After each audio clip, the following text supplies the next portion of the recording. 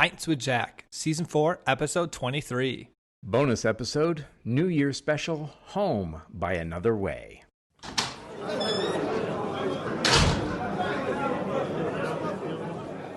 Welcome, everyone. Pints with Jack is your weekly C.S. Lewis podcast where David, Andrew, and I break down and discuss the works of C.S. Lewis. This season, we are eavesdropping on the correspondence of a senior demon, Screwtape, as he explains how to tempt the patient, a human assigned to be tempted by Screwtape's nephew, Wormwood. Each week, we'll be considering a different letter, untwisting Screwtape's hellish logic, and forming a battle plan for our own spiritual lives. However, today is a special episode to mark the end of 2020 and the beginning of 2021. Hurrah! Woo! Yeah. And some of you might be wondering whether or not you've missed an episode. Because if you look in your podcast app, you'll see episode 21, episode 23, but no episode 22. But Is that like a missed floor? Is that like floor 13 on the elevators? something like that. It's not an error. We did this on purpose. As Matt mentioned in episode 21, we were putting together a special episode, a Christmas present of sorts for our Patreon supporters, and that was episode 22. And in that episode, each of us read a small portion of a Lewis work and then spoke a little bit about why it's important to us. So if you'd like to know what we said, support us on Patreon and we'll send you a link. Yeah, and just as a reminder, we talk about this from time to time, but we never take a step back and remind and let you guys know, but those who support us at the second level or higher get to join a Slack community that David and I mention, but it's just so incredible. I am amazed with what that's turned into. I'm amazed at the people, the comments, the blessings, the prayers, the scripture verses, the theological books. I mean, it's just blown my mind where that has gone. And so the help is greatly appreciated. We love it. It's allowed us to take this ministry to the next level. And so if you guys feel called, we would love to have you support us on Patreon. Well, and I love this. I love the community. I haven't been able to poke my head in nearly as much as I can, but I get the little dings on my phone all the time. And sometimes I throw in a little lob, and it's wonderful to see you all chatting about Lewis. In fact, we're recording this episode just a few days after the death of Walter Hooper, and I know that we'll mention him later in the podcast. But the last time I sat with Walter, I said, "Walter, what can I do? What can I do?" And he said, "Just keep putting Lewis in front of people." And I think that's a fine way to follow his legacy. And I love the way that the Slack community does that. Not only looking at Lewis, but looking along Lewis and seeing all the things that open up when you read him thoughtfully. Well said. Well, this is interesting. Listeners, we've just had a new person join this call. I believe it's writer, speaker, and teacher Christine Ditchfield Lazo, who also happens to be the wife of Andrew Lazo, co-host from Pints with Jack. What are you doing, Eddie? How did you get this invite? Well, I'm here to wish you a happy birthday.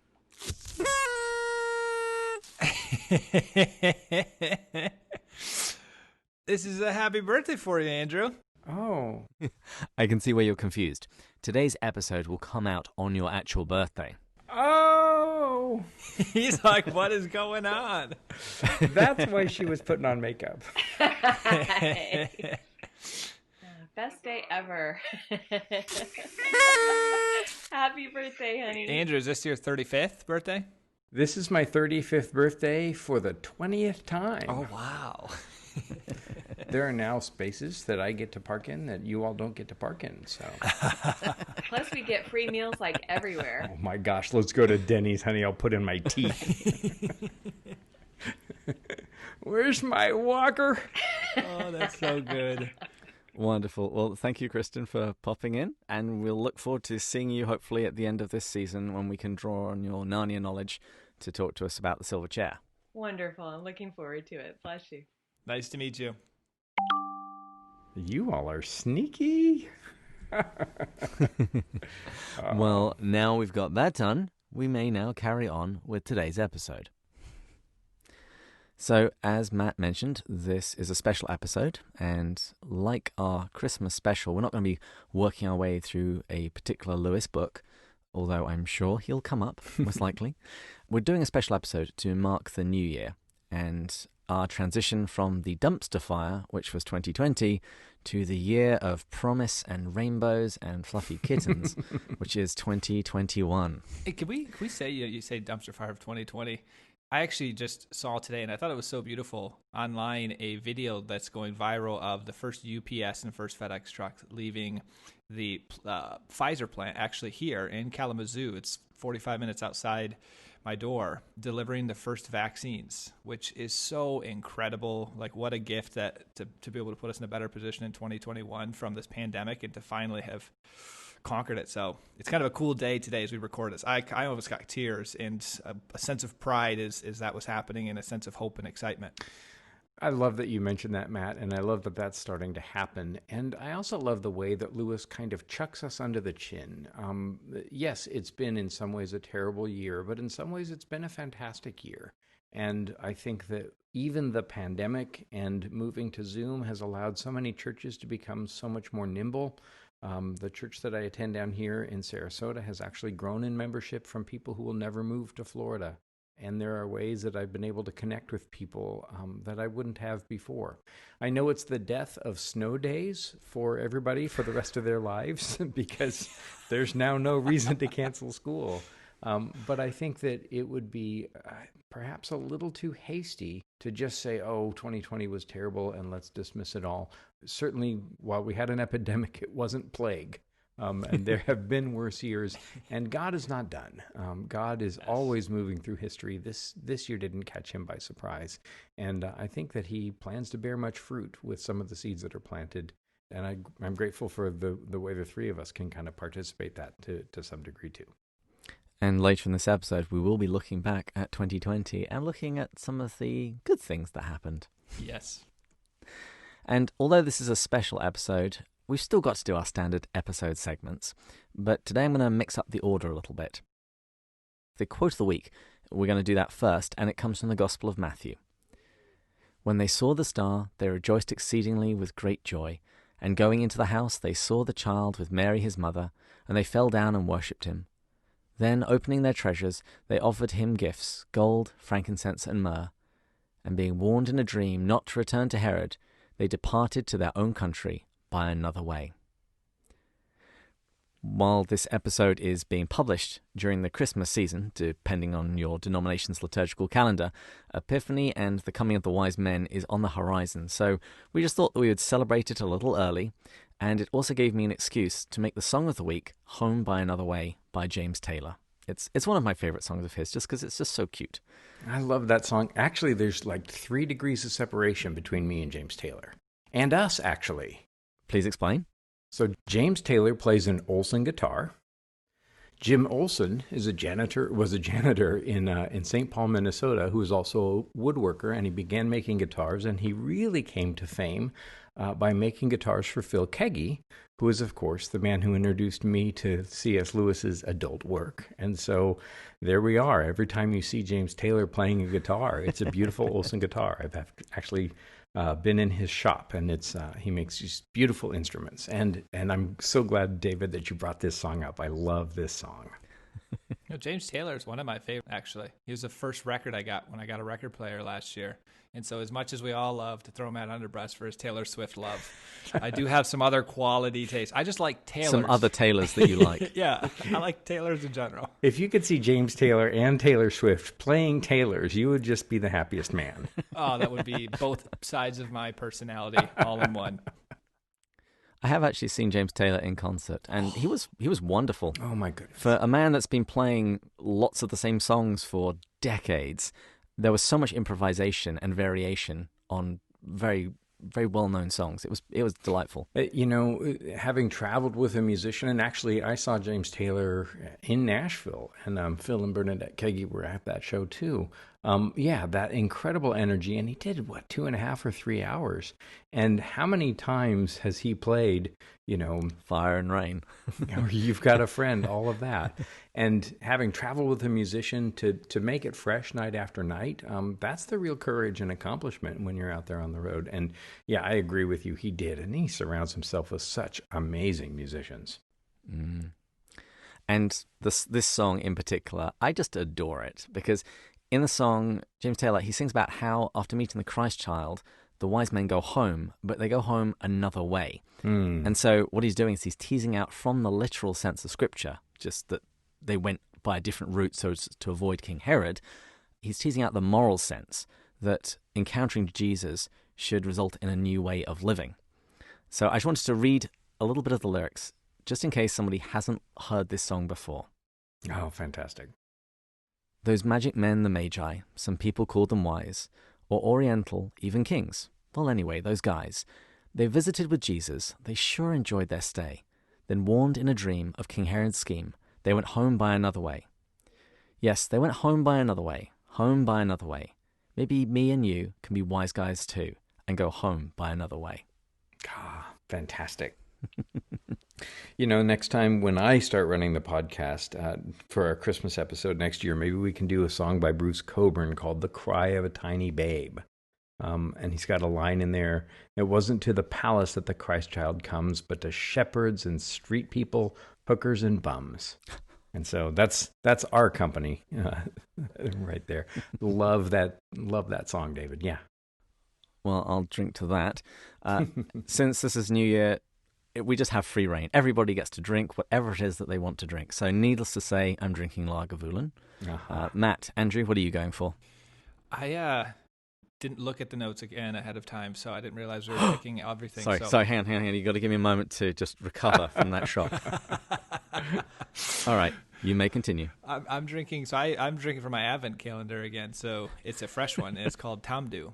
It's a 12-year age single malt, and from the notes that I had read, it's very, very fruity.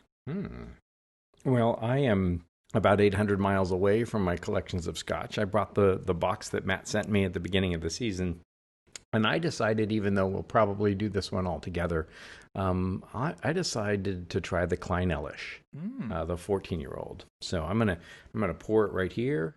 Let's see, maybe you can hear it. Have you ever had this before? I have not. All right. Oh, that's real pouring. That wasn't a sound effecting. And it was as generous as it sounded. This Tamdu is very fruity smelling. I have to tell you, I pulled out the Cull Ela and pulled out my Pints with Jack pint glass. I left my scotches at home, but I brought my Pints with Jack glass. And when I finished my semester at BTS, I pushed submit on my paper, and I poured myself a dram and toasted you all in the end of this semester. Yeah, congrats. That was Friday, right? Friday was your last day? Thursday. Yeah, Thursday. Plus, but I still have more in my second seminary. And remind us, is Cull Ela your favorite Cull Ela? Cull Ela, yeah, I think that's. I've had some really wonderful ones. The one that I have that you sent me isn't my favorite of those, but I've had some really good ones.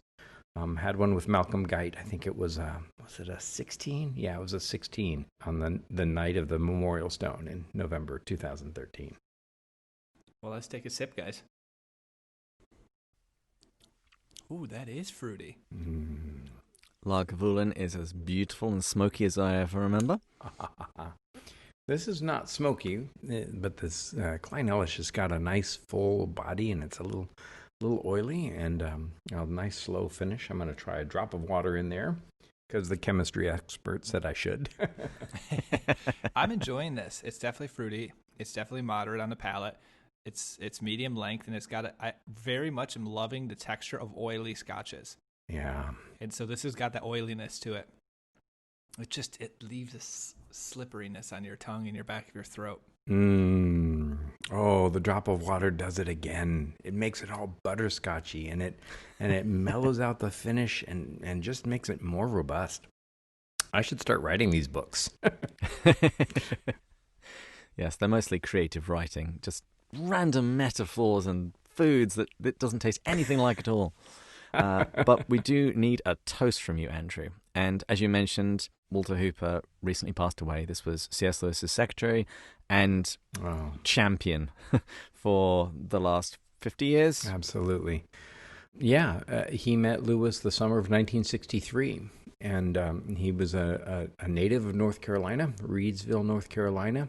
As I've mentioned, I'm sure before, attended Virginia Theological Seminary, my seminary, for a couple of years in the 50s.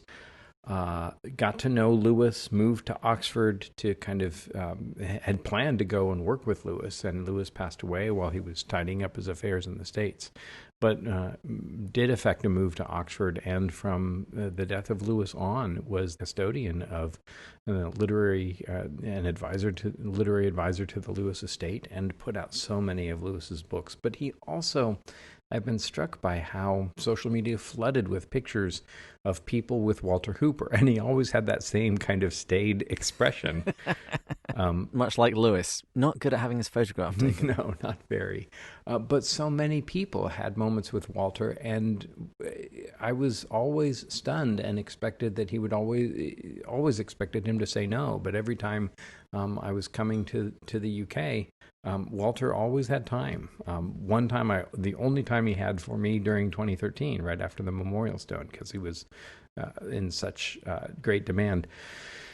He said, "Well, the only time we can spend together is if you come to High Latin Mass at St. Aloysius at the Oratory." And so I did, and he signed a booklet for me that he had written, and it was my favorite inscription. It said, "For Andrew Lazo, from his friend Walter Hooper." Just a kind person who devoted his life to the furthering of an excellent legacy. And so our toast today, if you'll raise your glasses, is to Walter Hooper. May he rest in peace, and pray for us. Cheers to Walter. Cheers. Cheers. Now, as both of you said, 2020 wasn't a complete dumpster fire. So let's look back on that year, this season so far, and just chat about books we've written, things that we've done in our lives, things that we've enjoyed in this podcast, favorite episodes. Is there anything anybody would like to kick us off with? Matt, I want to hear what you have to say. Yes. 2020, in great part because of Lewis and because of the Screw Tape Letters and this podcast, and honestly, the law of undulation, but a lot of what we've learned in the Screw Tape Letters has really helped me. It was a tough year, just emotionally, spiritually, all of that with COVID. And I know there's tons of people who are listening to this who know this, but I kind of look at it as 2020 is somewhat like the darkest, the night is darkest before the dawn. And that was like one thing that came to my mind, because what I liked about that is it ends with the dawn, and going into 2021 with that excitement, that hope. And it was easy to look at 2020 as a setback. But instead, because of the law of undulation and because of Lewis so much focusing on obedience, it actually gave me some clarity of how I look back at 2020. As David said in, was it letter 8 or 9, he goes, "It's God taking off the training wheels, and now he wants you to ride without them." And I felt the training wheels were the feeling, the community that I had, all these things that were making the spiritual life quite easy. It all felt good. I was crushing it. I had the community around me. And now it's like he's trying to develop that obedience without the feeling, and teaching me that I need to work on that more. And so I've looked at it as a lot of lessons.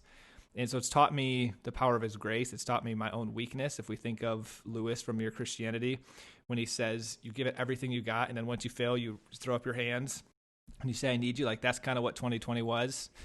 And I'm excited to now understand what I need to work on. And it's also really increased my faith and my conviction in many senses. So it was a tough year. There were setbacks. Spiritual disciplines were lost. I mean, when I went in 2020, I was close to practically daily mass every day and daily rosary. And pretty much, if you added up an hour and 15, hour and a half of like spiritual practices. And then it got to a point where there was like none. And now there's 15, 20, 30 minutes, and I get a couple daily masses in a week, which is helpful, and trying to keep those. But then there's other nights where you're just like, I should do this. I have nothing else to do. But you know what? I'm just going to do nothing. And your laziness, your slothfulness kicks in. So this is what I mean by teaching myself to be obedient despite how I feel, and just working on that and asking for God's grace in that. Well, I love what Lewis says in Mere Christianity about when we are intending to walk, he's pleased even with our stumbles. and thankful, Matt, for grace operative in your life, that your sanctification is something that he's doing in you. And I love that you participate as best you can. And yes, the law of undulations, high and low, but he who began a good work in you will bring it to completion. And I'm also so encouraged in that Philippians verse that he says, you won't do it until the day of Christ. And so if we're still screwing up, it means that he's not, that it's not the day of Christ yet. And somehow that screw up, even that human nature that keeps crowding in, the sin that so easily besets, is a sign that we're still alive and still in the round. We're still in the process. So God bless you at the end of this year and at the beginning of this coming one. And thank you for your honesty about all of that. I've loved getting to know you this year. Oh, well, I appreciate that. I want to get us T-shirts that says, "Please be patient with me. Jesus isn't finished yet." Yeah. Oh, can I get that on the front and the back? Absolutely. Well, that's a comforting little bit of doctrine that if you're screwing up, you're doing it right. It means that God's work isn't yet perfected, and I'm grateful that He hasn't given up on any of us. What about you, Andrew?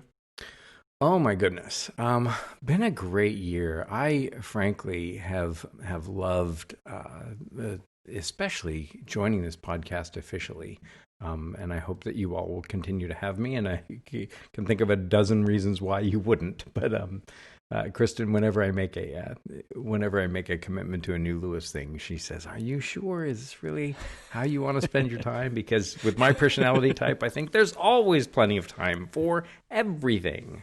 But it's been deeply rewarding. In fact, it's a New Year's episode, but we're recording it a week and a half before Christmas. Last night, my family did their annual Christmas show. The Ditchfield Family Singers have a Christmas concert they do every year. And somebody stopped me and was like, "You're Andrew from the Pints with Jack podcast." And I listen to that all the time. And man, I'm so loving it. And it's helping me go so deep. So I'm really grateful for not only doing the Till We Have Faces episode, but for stepping up with you all and having just a marvelous time with that.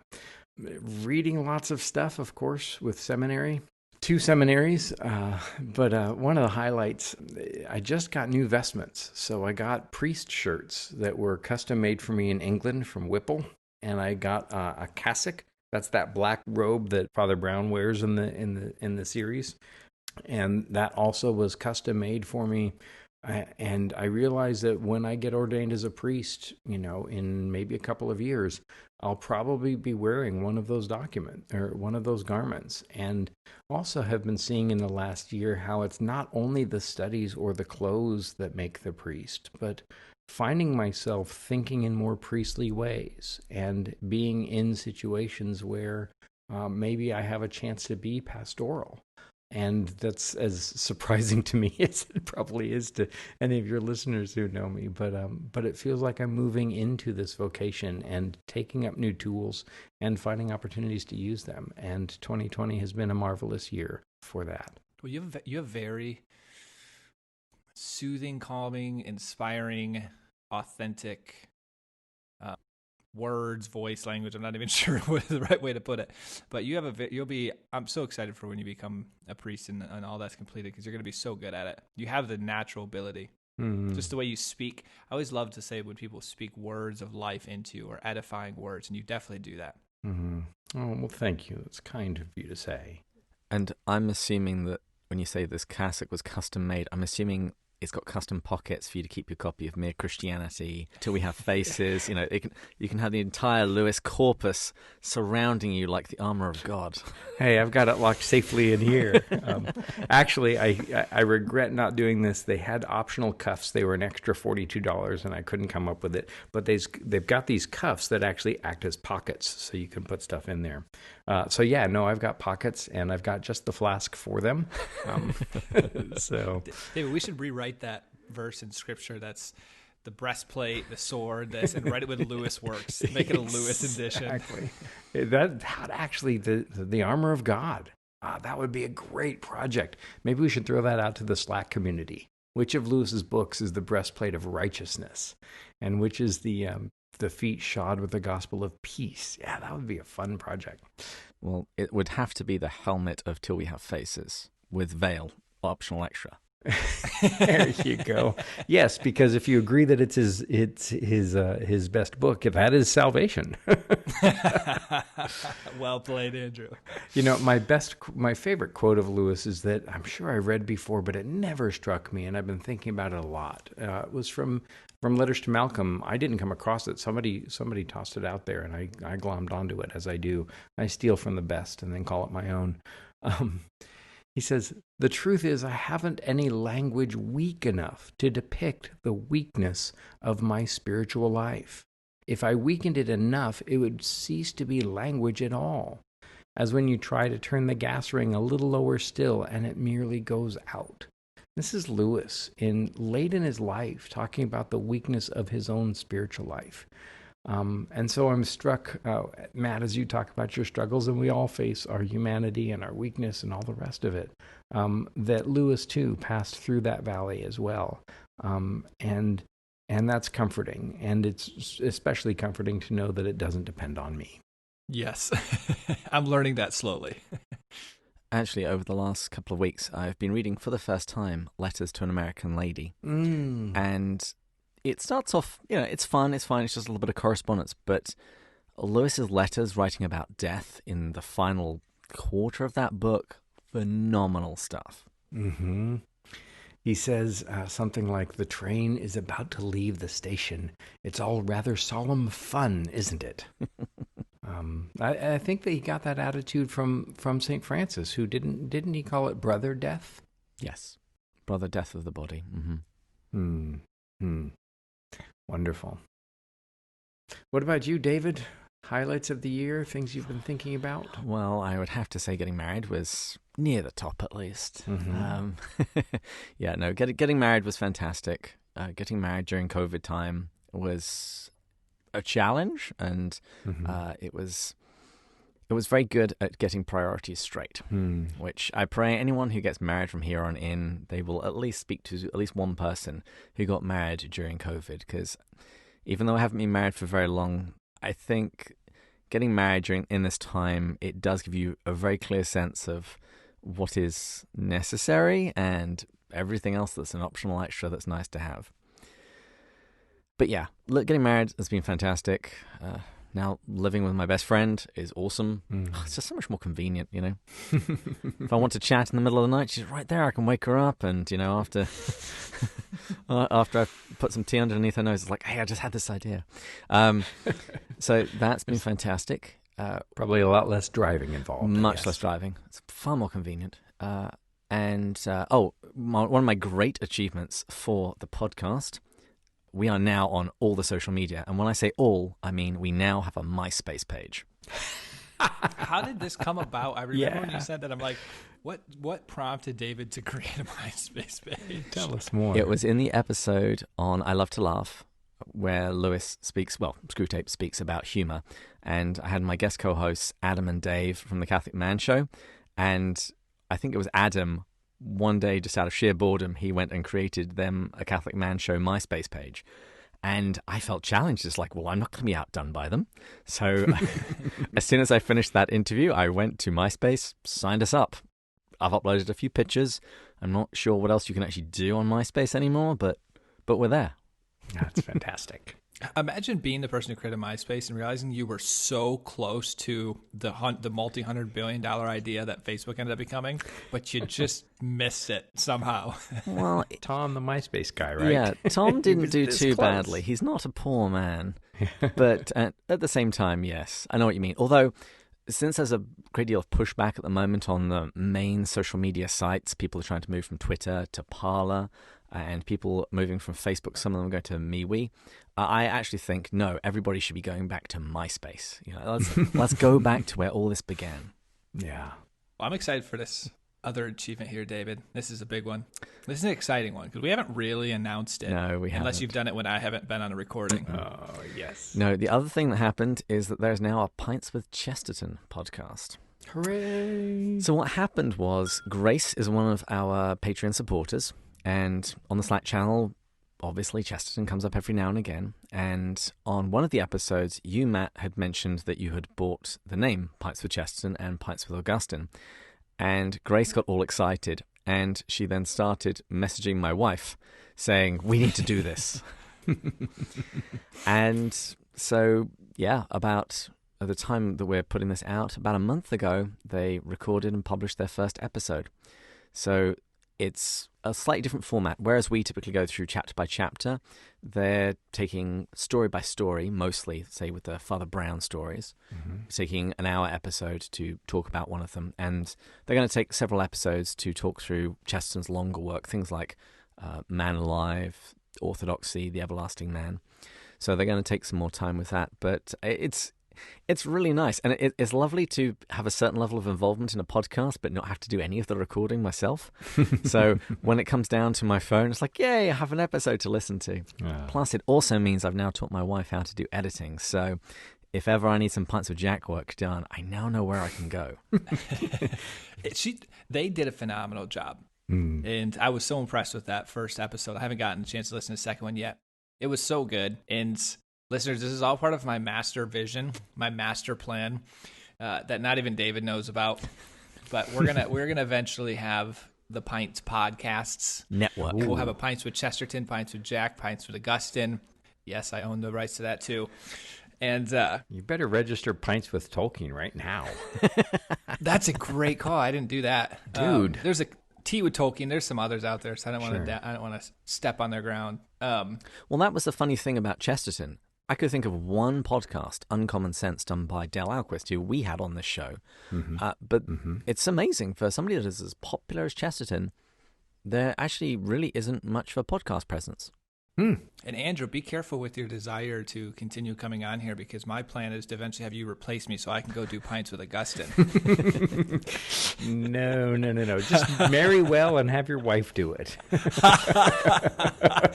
That's what David did. Life goals for 2021, Matt. You hear that? Right now. This is your New Year's resolution. Hey, Catholic ladies. Any Catholic ladies listening that are Augustine scholars. Yeah, absolutely. No, that's good. I think that's marvelous stuff. And I can reach out to Kevin Belmonte, who, of course, did Quotable Chesterton and Surprising Joy, I think is what it's called. So he's done a couple of books on Chesterton. He's a marvelous, marvelous guy and a friend from conferences and things like that. So I'm not committing him, but yeah. That Joy book, I hadn't seen it until about 2 weeks ago, but I bought it for Marie for Christmas. So she will, well, when this comes out, she'll have got it a week ago, but at the time of recording, she's going to get it in a couple of weeks. Fantastic. And Kevin is just a marvelous guy. I owe him a note, but a wonderful guy, and has done some marvelous writing. He wrote, actually, the biography of Wilberforce that became the basis for the movie Amazing Grace. And so, wonderful, wonderful people. So, speaking of books, what have people's favorite reads been this year? Lewis or non-Lewis? Honestly, this wasn't a year of lots of new books. I went back to some old classics. I reread Beneath the Scarlet Sky, one of my favorite books of all time, and I reread The Name of the Wind.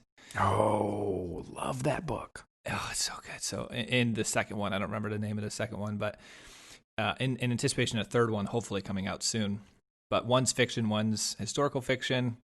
And between that and a lot of the Lewis stuff we've been doing, I haven't done much. That was part of my thing of just in COVID, bad habits developed. I started watching TV. It's terrible. Oh, it's easy. I think I've sold way more books than I've read. I've bought way more books than I've read. That's great. Oh, by the way, if it's New Year's Eve, this comes out. No, it comes out on my birthday.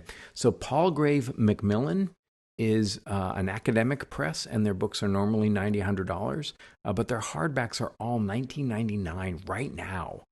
Through the end of the year. And they've got a number of Lewis and Tolkien titles, so it's worth picking up those scholarly books. I feel like I'm reading all the time, but I haven't done a ton of pleasure reading. And so, seminary books kind of don't count, but a couple of seminary books kind of grabbed a hold of me and leaped off of the academic shelf and won't get packed up and put down in the basement. And one of those is Howard Thurman's book, Jesus and the Disinherited. Very old book. Martin Luther King had a copy in his briefcase. I mean, this has got a huge legacy, and he grapples with issues of race and the gospel. And he says, what happens to a person whose back is up against a wall? And he talks about fear and anger and rage, but he also ends on love. And he's a minister and a believer in the gospel, but also one looking clearly at some of the difficult issues. And that was a book that has really kind of grabbed a hold of me. Another that I read along those lines was Sarah Coakley's book, God, Sexuality, and the Self. She's a major Anglican theologian, went to school with Rowan Williams, was, I think, a Harvard professor and Cambridge and all the rest. But she's in this book of systematic theology, she's looking at the role of desire and even sexual desire in the contemplative worship of the Trinity. So her book is a book-length essay on the Trinity. And about a quarter of the way through, I realized when she's talking about sexual desire, that's exactly what Lewis is calling love. And so I wrote a paper that I'm gonna turn into a chapter of a book on joy and longing and the role of longing in theology. And so those are a couple that really jumped out at me. And then Malcolm Guite wrote this amazing series of quatrains, quarantine quatrains, kind of modeled after the Rubaiyat of Omar Khayyam, and put out a limited edition illustrated by a painter friend of his. And so I got one of those numbered copies, and really delicious poetry. And Malcolm, of course, is steadfast and stalwart and so reliable. As we're speaking, he's about to release a book on David's, on the Psalms called David's Harp. So those are kind of my fun reads for this year. Wonderful. Well, and to save face a little bit, I forgot Les Mis. Oh, we talked about that a lot in the podcast. Yeah. That was kind of an accomplishment. That was a big book and dense, and I really loved it. I mean, I wrote some blog posts on it. I really just fell in love with Jean Valjean and his character, and I felt it reminded me so much of Henry Nouwen's book, The Return of the Prodigal Son, in that journey of the lost person to in the father's arm, to then showing that fatherly love to others. It was just a beautiful book. So I guess I did read something. And that's a big book to wade through. It took a while. So, my lady wife is getting her doctorate in spiritual formation, but her topic is Nouwen. So maybe Pints with Henry is in her future. Does she know? Has she ever read Ruth Haley Barton? I'm not sure. She's read everything. She reads, I think 60 books a year or something. She puts me to shame, but that's not hard to do. Wow. Well, David, what about you? Yeah, I can't quite say 60, but I have had a good reading year. I've read a bunch of Chesterton because, it's on the other nightstand, so it's going to migrate over to mine periodically. I've also read Tolkien and the Great War by John Garth. Marvelous. That was really good. And I had started reading The Silmarillion, and I stalled, and finishing that book has made me determined to read it at the beginning of 2021 because I think I would appreciate so many more of the references. In terms of spiritual books, I read Francis Chang's Letters to the Church. I had read his Crazy Love before, and Matt and I had spoken about it on the podcast, and that was beautiful. And Letters to the Church is really good because it walks a very fine line. It's from the heart of someone who looks at the church and sees where we fall short. But he repeats again and again, it's like, the job of this book isn't for you to go to your pastor and complain. The job of this book is to inspire you to go out and be Christ's hands and feet, be the church, and minister to those who we keep missing. Another book that I read was Everywhere Present, and it's a line from the Eastern liturgy, everywhere present and filling all things, when speaking about God. And it's written by Father Stephen Freeman. And his main point is that we live as though we live in a two-story universe. Like there's the secular and there's the sacred. And he says, no, God is everywhere present and filling all things. He's basically trying to get us to reconsider our worldview, where we see God. Not just squirreling him away at church, but being able to see him in nature, in our friends, see him everywhere present and filling all things. Oh, that's fantastic. Plans to read. What do you all plan to read? I've actually been asked to to do a book review on Dorothy and Jack by Gina D'Alfonso, and Splendor in the Dark, the annotated Dimer. And so those are on my stand, and have plans to read. What about early in the year? What plans do you guys have? I have a lot of books that I have bought that were Christian theological books I haven't done yet. So I have a number of those. But I would say the main thing that I really want to read, or the main two, is Augustine. I took a course on him, and I want to reread some of the stuff, particularly on the Trinity. After hearing Callistos Ware talk about how Trinitarian theology was so important for Lewis and being drawn up into that love and that dynamic pulsating, as Lewis says, if he can be so bold, dance that's happening of the Trinity, and we get sucked up into that. I want to understand that better. And when I first read his book on the Holy Trinity, I'm in college. I don't know near as much. So I want to reapproach that. And then I really want to reapproach Chesterton, along with the Pints with Chesterton podcast. I've got a 3-part volume of his St. Francis one, the 2 that he did on saints or something. Yeah, there's Aquinas and Francis. Those are the 2 biographies you wrote. Yep. And then I've got his Everlasting Man, his Orthodoxy. So I want to start reading those again. I would also suggest picking up The Innocence of Father Brown, because I know the girls are doing at least 3 episodes on those stories. Okay. For myself, I mentioned the Silmarillion, and that's going to be a big undertaking, because, it's not the easiest thing in the world to read. Also, actually, this past year, I read Out of the Silent Planet again. I enjoyed it much more the second time. Got to say that. And I have not yet read Perelandra. Oh. So that's going on my bookcase as soon as we've finished reading it in our local book club, because the plan is to restart in January, and we're going to do Out of the Silent Planet. And then once we've done that, once I've reread it a few more times and we've discussed it to death, then it'll be time for me to read the sequel. Well, I have, let's see, I can show you this much of it. I have a manuscript that I've been reading, and I'm planning to finish that up in the next couple of weeks. But that's the only thing I can tell you about it. But I can pull the veil back once a few more announcements have been made. But I'm honored to be able to read this manuscript, and it'll be of interest to us and to our listeners in the coming months and years. Ooh, I'm intrigued. Yes, I look forward to you revealing your face. Yeah. Okay, there we go.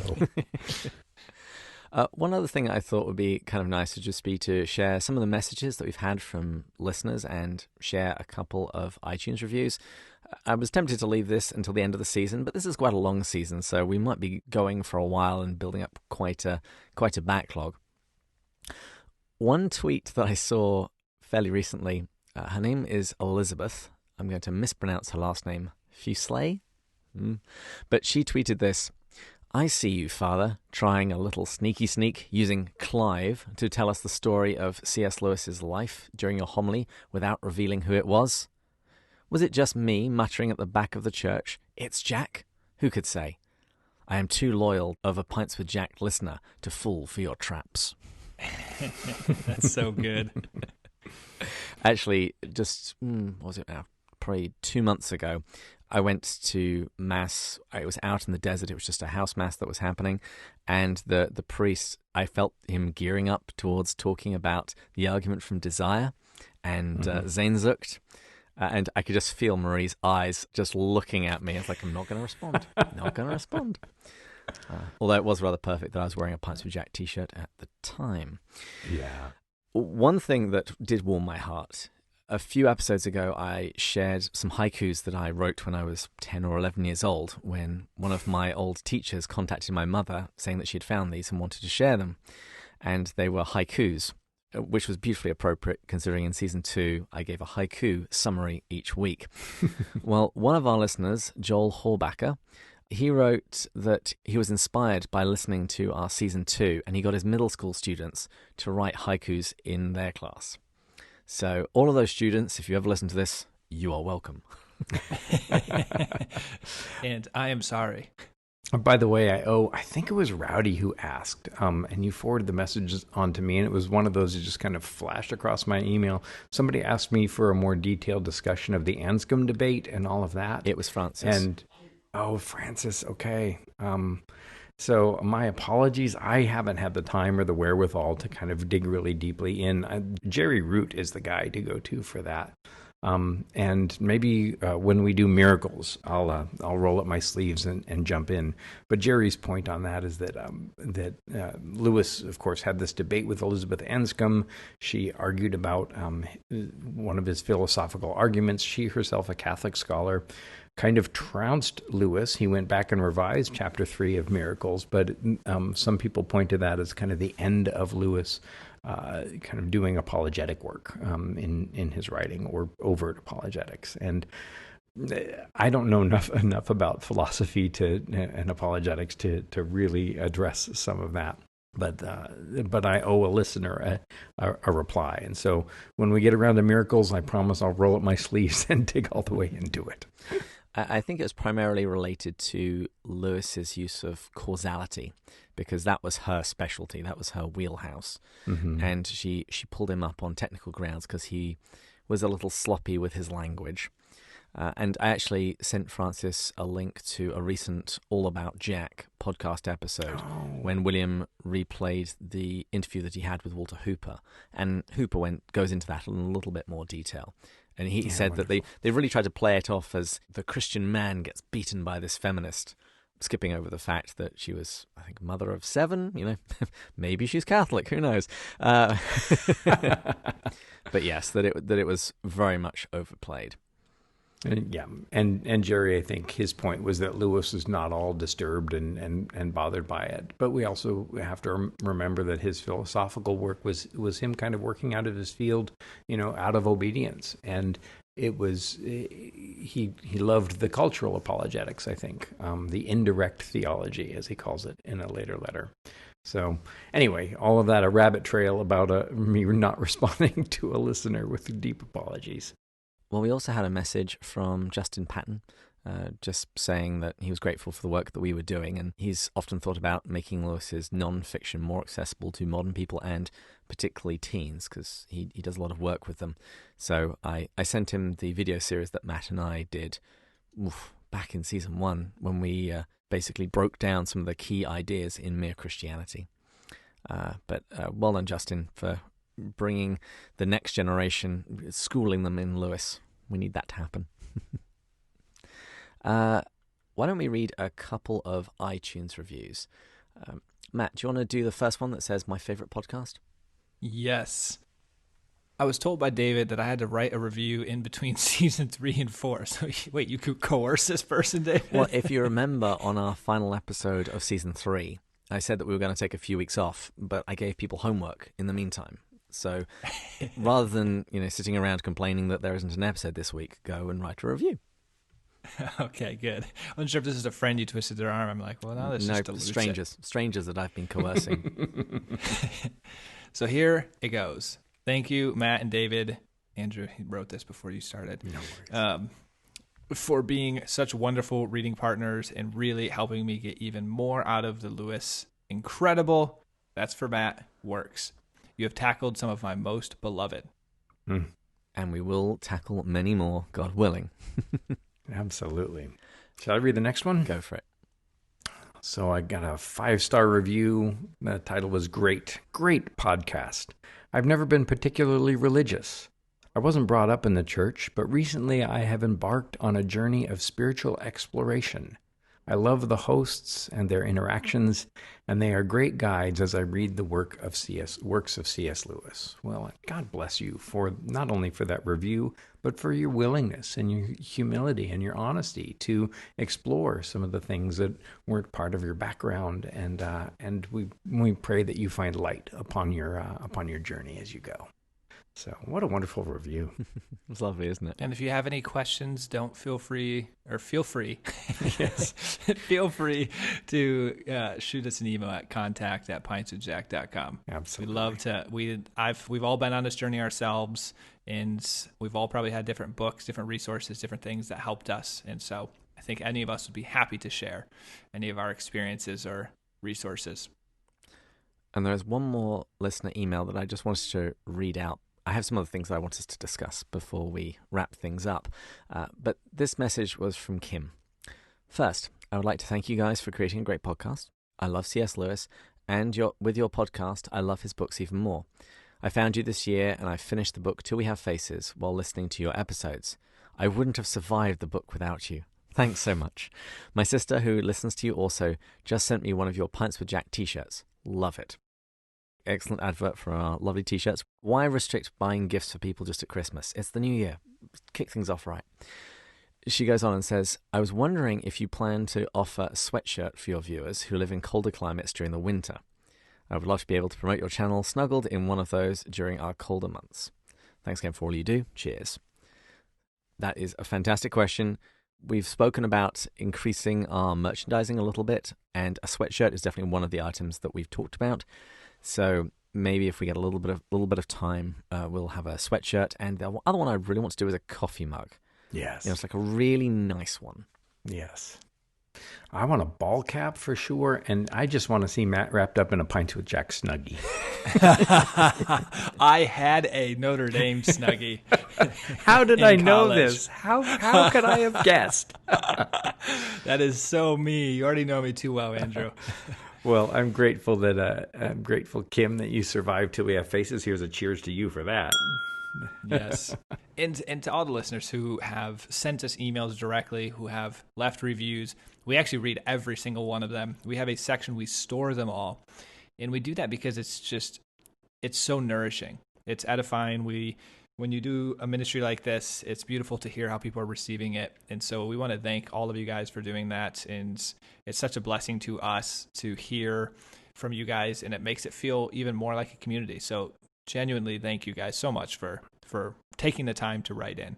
Absolutely. Well, and it fulfills the biblical mandate in the book of Galatians. It says you should share with the teacher the good things that you've gotten. And as a person who's about to embark on a career that has, as a review, nice sermon, great sermon, good sermon, nice sermon.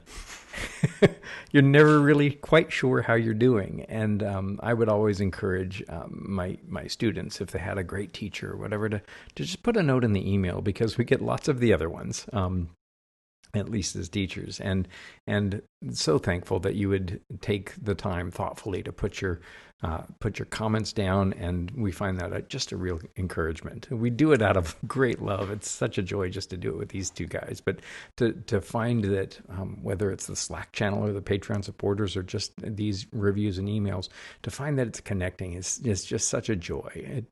When I first kind of came upon the Lewis community, I went to the Wade Center and I started talking about Lewis, and I realized that they knew Lewis and it was a native language for them as it was for me. And it was such a feeling of not being alone anymore.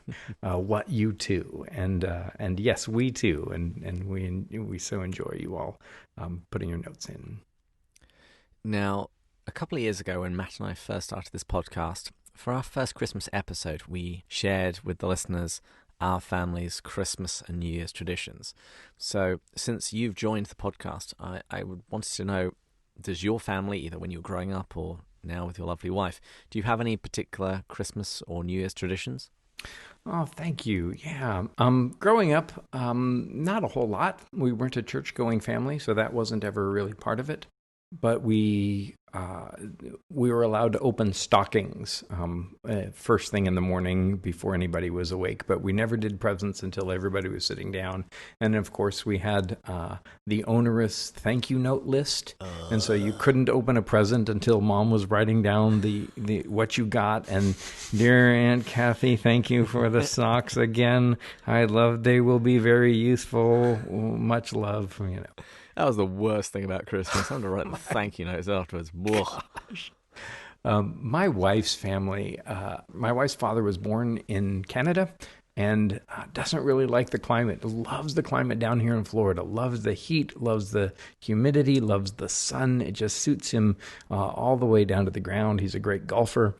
And he loves Christmas. And so the family singing group has got a Christmas concert, and we did that this last weekend. So that's always something fun to look forward to. In fact, I say that my father-in-law is the opposite of the White Witch. With him, it's never winter and always Christmas down here in Florida. So it's been a joy to be welcomed into that family. They're all big Tolkien fans, and so we can be sure of a good present, Tolkien-related present. And it's like Santa's sleigh jackknives in the Ditchfield family home on Christmas morning. I mean, there's just piles of presents everywhere, and we all get our big laundry basket because we're going to need it. And Dad reads the Christmas story. Then we go around youngest to oldest to say what we're most thankful for. And then we just spend the next several hours, we fortified ourselves with breakfast. And I make sausage rolls with Coleman's mustard. Oh, so good. For that. But then we go around one at a time, and everybody in the family gives everybody else in the family a really good gift. And we just focus on that individual. And it's just a marvelous, marvelous Christmas. So a couple of years ago, I introduced Christmas crackers, and we're still digging some of the confetti out. The paper hats don't last, but the confetti just keeps giving. And then last year, I started a new tradition with the family because they love Christmas so much. I'm like, look, I'm liturgical. We do the 12 days of Christmas. And when I was in Spain, we didn't do presents on Christmas. You did presents on the Day of the Kings, on Epiphany, on 12th night, January 6th. So last year, we tried out for the first time doing a 12th night party. And so we have a secret king, like Secret Santa. So you get presents for one person, and then we keep the limit down low. And so it's a little bit more additional Christmas. And then we have not a white elephant, but a white camel gift exchange. And so on 12th night, the family gets to get together and have just a little bit more Christmas on the 12th day of Christmas. So those are a couple of things that we started recently. Wow, that sounds much more like my wife's family. They are a large family, and they do the same thing with the presents. And I've noticed that families tend to fall into the matching pajamas kind of family and the non-matching pajamas family. Ooh. So now that I've got a ring on my finger, I figured I couldn't put it off any longer. So, what kind of pajamas did you get for this year? I think they're plaid. Marie showed me a number of different options that she was thinking about, some of which were Avengers inspired, and some that were a little bit more traditional. So we'll see. I'm pretty sure she went with the plaid in the end. But I'm going to keep all of those pictures off the internet. I don't want. I have a reputation to protect, Absolutely. Well, we started a new tradition last Thanksgiving where we each ordered a T-shirt that had the ingredients and the nutritional content of our favorite item for Thanksgiving. Nice. And so turkey gravy and sweet potatoes and green bean casserole, and we all showed up in our I think there were a dozen of us that had different Thanksgiving ingredients. What about you, Matt? Well, we will see. My favorite one, and I mentioned this to listeners, our Christmas Eve is a blast. We go to one of our grandparents' side and the entire family, and we're all very close, the grandkids are. It used to be Santa hunting, but the youngest grandchild is, by Santa hunting, I mean finding. I'm not hunting like gun, bow, and arrow hunting. It's like We're in America. We're in America here. You got to be careful. The Hunger Games, Nativity Edition. Those fake deer that you sometimes shoot? Yeah, we have some fake Santas. No, so we get in a car, and I'm the oldest grandchild, and when the youngest ones, we would go and look around like, oh my goodness, there's Santa over there. Oh, there's Santa over there. And it was a blast, and you'd always figure out which ones lie because, I think I saw him. And I remember there was one of my cousins that was very honest, and she would always be like, I didn't see him. And we'd use like a laser pointer sometimes to do it. One time, actually, we were going, and my grandpa was driving and looking and pointing, and all of a sudden rear-ended a parked car. And so on Christmas Eve, we had to go knock on the door, and he had to literally say, I'm sorry, I ran into the back of your car searching for Santa. And the person laughed. But the youngest grandchild is now beyond believing. But we have two little great-grandchildren, but they're 2 and 1, so I don't know if we'll start it this year or keep it going with them, or do we wait until they get a little older? We'll see. Oh, my goodness. So we've looked back at 2020. We've read some lovely messages from listeners. We've heard about Andrew's Christmas traditions. I now wanted to look forward to 2021 and look at what that holds, both for us individually and collectively as a podcast. Does anyone have any particular goals that they're going for in 2021? Obedience. You know, sometimes people choose a single word that they want to do. That's not me doing this, but I'm trying to put it. It's what I've been learning in the Screw Tape Letter. There's always one theme I really try to pull out and apply to my life, and it's obedience, act, even if you don't feel it, and really working on that in the spiritual life, and hopefully seeing some of the fruits of that. So that's a big thing I'm looking forward to. And with the podcast, I'm just so excited because we still have so much more of the Screw Tape Letters, and this is such a popular book, and it's just been going so well. And the feedback we've been getting, the response, the growth of the podcast from a subscriber base has just been incredible, such a blessing. So I like to set big goals. I'm ready to double or triple that. That's fantastic. We're going to the next level. We are going to the next level.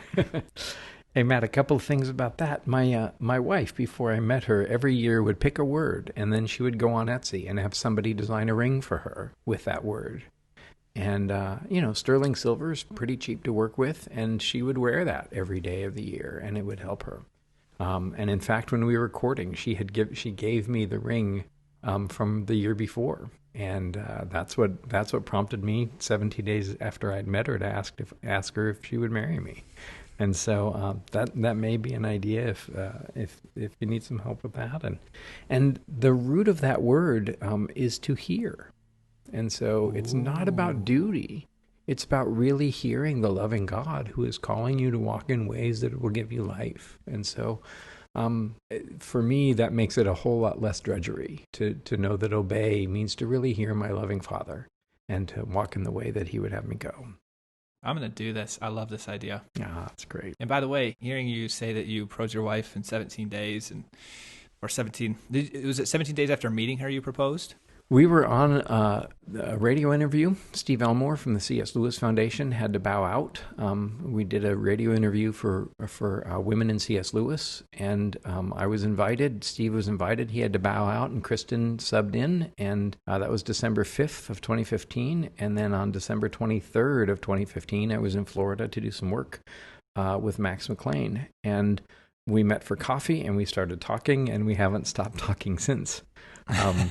And then she came out to Houston, came and saw me teach at Houston Christian High School. And at the end of that week, just spontaneously, I asked her if she would marry me. And so it was 17 days after meeting. And so we got married on 1/7/17. But we warn our younger listeners that we're not recommending that as marital advice. We took a whole year to get to know each other and to visit and to get to know each other's families. But yeah, it was 17 days. And that was what God had gifted us at that point. This is why I vote for the Four Loves to be our next book. I want to do it because, Andrew, your knowledge of love until we have faces and unlocking it with that, and it's one of my favorite Lewis books outside of The Great Divorce. I just find it so beautiful. And who better than Andrew Lazo to help us understand love? And Matt needs to understand this better. Well, I'm not going to wise up and realize that I've had enough of you all. I think this is a marvelous way to kind of keep my hand in the Lewis game, and I love what David does in designing the podcast and making it so easy for me. And so I'm around for a while. You don't have to worry about that. Good. And I'm certainly game for the Four Loves. I think the first two chapters, Likings and Love for the Subhuman, the first two chapters are rough going. And so there's a fair bit of material in there.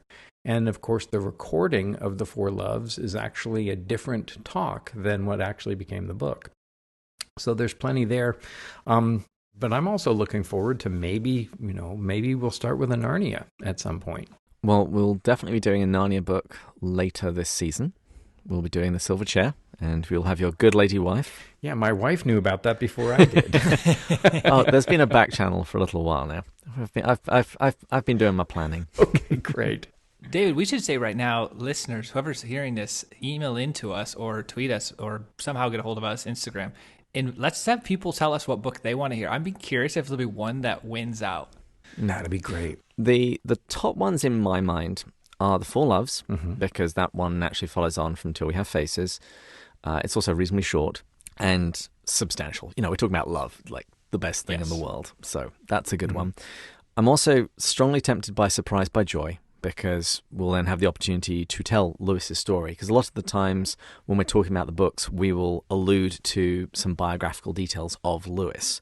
And if we do Surprised by Joy, that'll give us an opportunity to do it justice properly, chapter by chapter, and then we can get on a whole load of biographers and other people who have written about Lewis's life. So that's a definite contender. I'd love to do one of the science fiction ones, so Out of the Silent Planet is the obvious choice. Or maybe have a super short season 5 and go through the abolition of man. And I know Michael Ward is producing a new book related to that, so that might dovetail. So those are at least the top ones in my head. But yeah, if you are a listener and you have a strong opinion about what you think we should do, let us know. Well, and I wonder if I like the idea of Surprised by Joy. My wife doesn't like that book as much. My students struggled with it, and I think part of it... Oh, me too. Yeah. And I think Lewis was a little confused about what he was trying to do, but I think that when I transcribed early prose Joy, I began to see that Lewis is kind of doing autobiography for all of his life. And so to see Surprised by Joy as part of this autobiographical arc that starts in 1919 with some of his war poetry and ends maybe even as late as A Grief Observed. And the very last page of Surprised by Joy points to something other and outer, which is love. And so maybe we can plan out the next 2 years and do Surprised by Joy followed by the Four Loves. I don't know. But there's plenty of material, and I'm up for it, whatever it is that we decide on and whatever the listeners want to hear. But before we get to that, we still have the rest of this season to go, and we've got at least 2 special months ahead of us.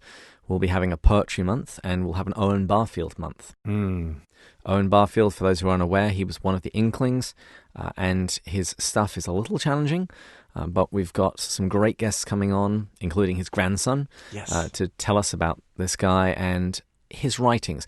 And the thing I keep coming back to, the more about the other Inklings that I read, is that Lewis stole liberally from them and worked their ideas into his own works.